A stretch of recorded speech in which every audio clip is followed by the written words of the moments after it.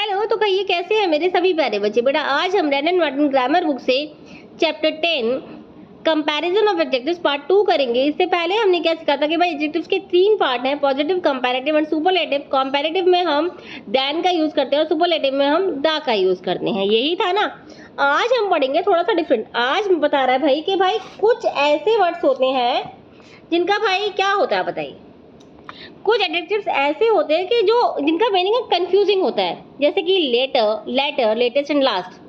अब ये किसका है? लेट। लेट है इसका पॉजिटिव, और पॉजिटिव का कंपैरेटिव क्या है? लेटर या लेटर, और इसका सुपरलेटिव है लेटेस्ट और लास्ट। अब देख लेते हैं इनके मीनिंग।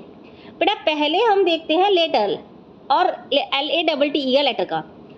लेटर का मीनिंग होता है बाद में, I will call you later, और लेटर का मतलब है बाद वाला, LATTER।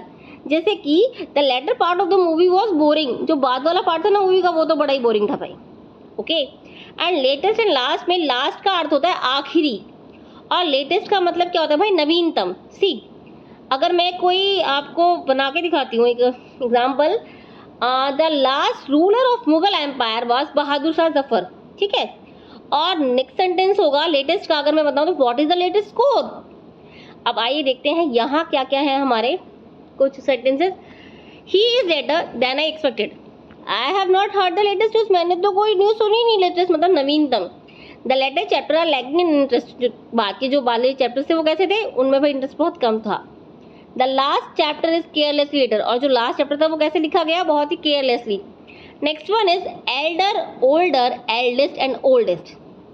अब एल्डर और एल्डेस्ट का अर्थ होता है बेटा खून के रिश्ते में जो बड़ा होता है, और ओल्डर और ओल्डेस्ट का अर्थ होता है जो उम्र में बड़ा होता है। इसमें क्या बता रहा है? ये बोल रहा है elder and eldest are used only of persons not of animals और थिंग्स।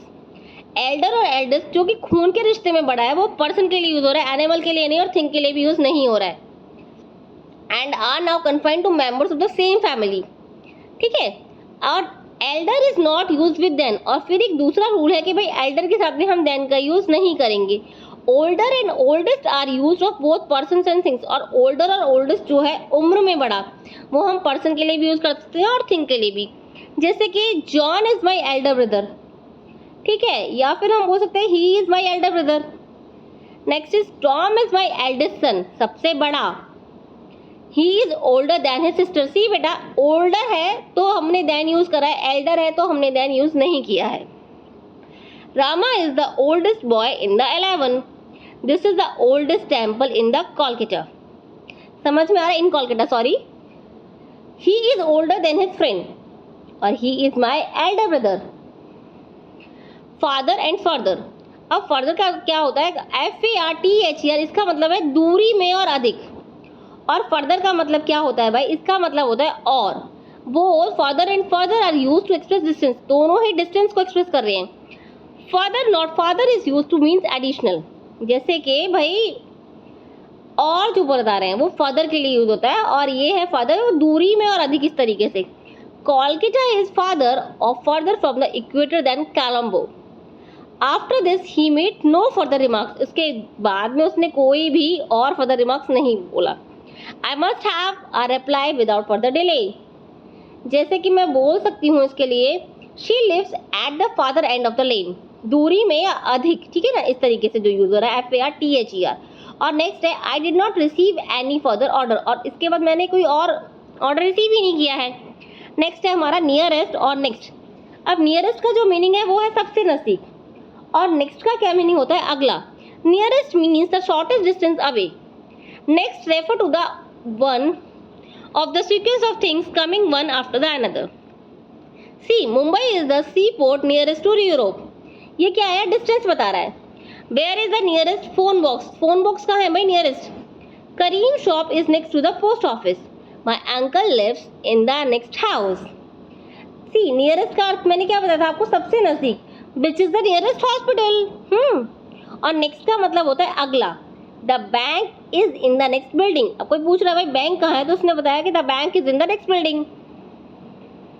अब नेक्स्ट पे है भाई certain English comparatives have lost their comparative meaning and are used as positive. They cannot be followed by then. अब कुछ words हैं हमें लगता तो है कि भाई ये कंपैरेटिव है, मगर नहीं, वो कंपैरेटिव नहीं होते, वो पॉजिटिव की तरह ही यूज होते हैं, तो हम देन का यूज नहीं करते हैं। जैसे फॉर्मर, जैसे फॉर्म, फॉर्मर, फॉर्मेस्ट जैसा होता है, नहीं। लेटर, एल्डर, एल्डर, एल्डरर, एल्डरेस्ट, ऐसा कुछ है, नहीं है। अपर, अपरर, अपरेस्ट, ऐसा नहीं है ना भाई, इनर, इनर करके, या आउटर, आउटरर, आउटरस्ट, ऐसे नहीं है। Both the tiger and the leopard are cats, दोनों ही कैट हैं। The former animal is much larger than the latter, जो पहले वाला है वो बहुत बड़ा है दूसरे वाले से। The inner meaning of this letter is not clear, inner meaning of this letter is not clear, मतलब कि भाई जो अंदर का मीनिंग है वो इनरर नहीं लिखा है। The soldiers ran to defend the outer wall. My elder brother is an engineer. This man is an utter fool. Next है सर्टेन कंपेरेटिव्स borrowed from Latin, जो कहाँ से borrow हुए, लेटिन से। हैव नो पॉजिटिव और सुपरलेटिव डिग्री, वो comparative ही है, उनका कोई भी पॉजिटिव और सुपरलेटिव डिग्री नहीं है। दे ऑल एंड इन और नॉट ई आर, वो किस में एंड होंगे, ओ आर में, ई आर में नहीं। दे आर 12 इन ऑल, कितने हैं, 12। 5 of them have lost their comparative meaning, इसमें से 5 जो है भाई उन्होंने अपना कंपैरेटिव मीनिंग लॉस्ट कर दिया है। And are used as positive adjectives, और वो कैसे यूज होते हैं, एज अ पॉजिटिव, ठीक है। दीज आर जैसे interior, exterior, ulterior, major and minor. The exterior wall of the house is made of stones, the interior walls are of wood, ठीक है बेटा। ये कैसे पॉजिटिव की तरह यूज हो रहे हैं। Is as is a matter of minor importance, I have no ulterior motive in offering you help. अब क्या बता रहा है, the other 7 are used as comparative adjectives, अब जो बाकी के 7 हैं वो कैसे यूज होंगे, as a comparative adjectives, but are followed by 2 instead of than. मगर क्या है भाई, इसमें डिफरेंस है कि वो 2 के साथ फॉलो होते हैं, देन के साथ में नहीं होते। The comparative degree is generally followed by than, but comparative adjectives ending in or are followed by the preposition to. अब वो जो ओ आर के साथ में एंड हो रहे हैं तो वो 2 प्रपोजिशन लगेगा, देन नहीं आएगा। जैसे inferior, superior, prior, anterior, posterior, senior and junior. Hari is inferior to Ram in intelligence, Hari is inferior than Ram, नहीं, ओ आर है, ठीक है। Rama's intelligence is superior to Hari's, his marriage was prior to his father's death, he is junior to all his colleagues, all his colleagues are senior to him.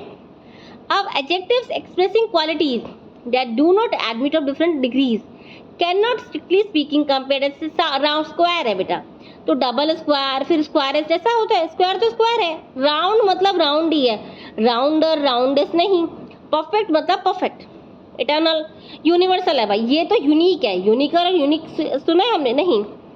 Strictly speaking a thing can not be more square, normal सी बात है, अगर हम बोले तो भाई 2-3 बहुत ज़्यादा स्क्वायर तो नहीं होगा, मोर राउंड भी नहीं होगी, मोर परफेक्ट भी नहीं होगी, बट वी से for instance this is the most perfect specimen I have seen. अब भाई मैं उम्मीद करती हूँ कि मेरी आज की वीडियो आप सभी को पसंद आई होगी। अगर वीडियो पसंद आए तो चैनल को लाइक कीजिए, शेयर कीजिए, सब्सक्राइब कीजिए। कल दोबारा एक नई वीडियो के साथ मिलूंगी, तब तक के लिए बाय।